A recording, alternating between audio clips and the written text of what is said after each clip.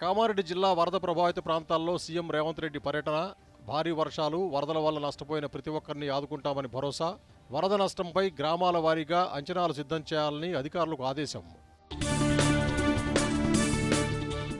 పామాయిల్పై సుంకాల తగ్గింపుతో రైతులు తీవ్రంగా నష్టపోతారన్న భట్టి విక్రమార్క.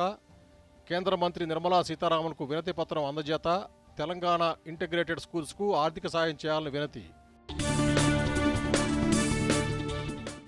భారత్ సింగపూర్ మధ్య కుదిరిన 5 కీలక ఒప్పందాలు. Space, civil aviation, R&D, digital షిప్పింగ్లో పరస్పర సహకారానికి నిర్ణయం. పీఎం నరేంద్ర మోదీతో సింగపూర్ ప్రధానమంత్రి భేటీ. ఉగ్రవాదంపై సమిష్టిగా పోరాడటం, మానవత్వాన్ని నమ్మే ప్రతి దేశం బాధ్యతని వెల్లడి. భారత్తో మరింత బలమైన సంబంధాలను కోరుకుంటున్నామన్న సింగపూర్ ప్రధాని. జీఎస్టీ స్లాబులను కుదించడాన్ని స్వాగతిస్తున్నామన్న కాంగ్రెస్ నేత చిదంబరం.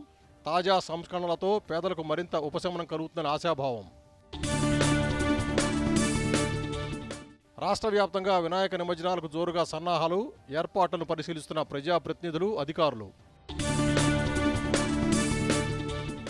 బంగాళాఖాతంలో మరింత బలపడిన అల్పపీడనం. తెలుగు రాష్ట్రాలకు భారీ వర్ష సూచన.